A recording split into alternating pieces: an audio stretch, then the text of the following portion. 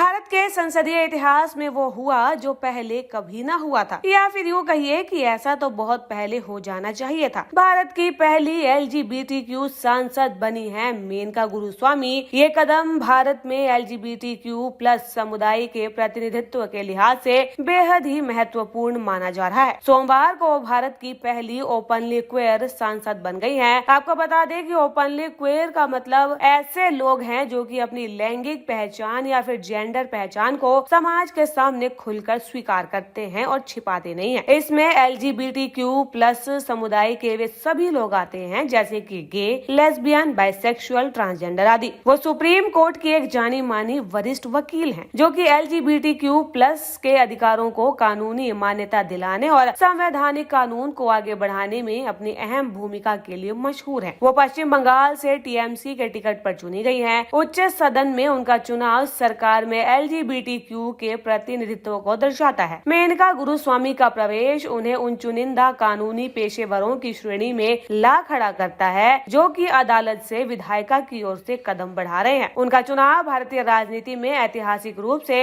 हाशिए पर रहे समुदायों को अधिक प्रतिनिधित्व दिलाने की दिशा में एक महत्वपूर्ण कदम है। मेनका गुरुस्वामी एक जानी मानी संवैधानिक वकील हैं, जिन्होंने 2018 के सुप्रीम कोर्ट के केस में अहम भूमिका निभाई थी। मेनका गुरुस्वामी उन वकीलों में शामिल रही हैं जिन्होंने सुप्रीम कोर्ट में उस ऐतिहासिक केस में बहस की थी जिसके बाद 2018 में भारतीय दंड संहिता की धारा 377 को आंशिक रूप से रद्द कर दिया गया। इस फैसले के बाद भारत में समलैंगिकता को अपराध की श्रेणी से बाहर कर दिया गया था। मेनका का जन्म 1974 में हैदराबाद में हुआ था। National law school of India, university Oxford और हार्वर्ड लॉ स्कूल से पढ़ाई करने के बाद उन्होंने एक विशिष्ट करियर बनाया। उनका Yale law school, NYU school और university of Toronto faculty of law में विजिटिंग फैकल्टी के तौर पर पढ़ाया है। साथ ही कोलंबिया लॉ स्कूल में BR अम्बेडकर रिसर्च स्कॉलर और लेक्चरर के रूप में भी काम किया है, जहां उनका मुख्य जोर संघर्ष के बाद उभरे लोकतंत्रों में संवैधानिक संरचना पर रहा। मेनका गुरुस्वामी ने संयुक्त राष्ट्र और अन्य संगठनों को मानवाधिकारों के संबंध में परामर्श भी दिया है। साल 2019 में फॉरेन पॉलिसी ने उन्हें दुनिया के 100 सबसे प्रभावशाली विचारकों में शामिल किया और वे अपने साथी वकील अरुंधति काटजू के साथ टाइम पत्रिका की 100 सबसे प्रभावशाली लोगों की सूची में शामिल हुई। मेनका गुरुस्वामी की पार्टनर अरुंधति काटजू हैं और वो भी पेशे से वकील है। इंडियन पीनल कोड IPC की धारा 377 के खिलाफ कानूनी लड़ाई में मेनका गुरुस्वामी और उनकी पार्टनर अरुंधति काटजू दोनों महत्वपूर्ण भूमिका में थी। दिल्ली हाई कोर्ट ने साल 2009 में धारा 377 को खत्म कर दिया था, लेकिन इस फैसले को सुप्रीम कोर्ट में चुनौती दी गई। सुप्रीम कोर्ट में मेनका और अरुंधति ने मिलकर इस मामले की पैरवी की। हालांकि सुप्रीम कोर्ट ने 2013 में दिल्ली हाई कोर्ट के फैसले को पलटते हुए धारा 377 को फिर से लागू कर दिया था।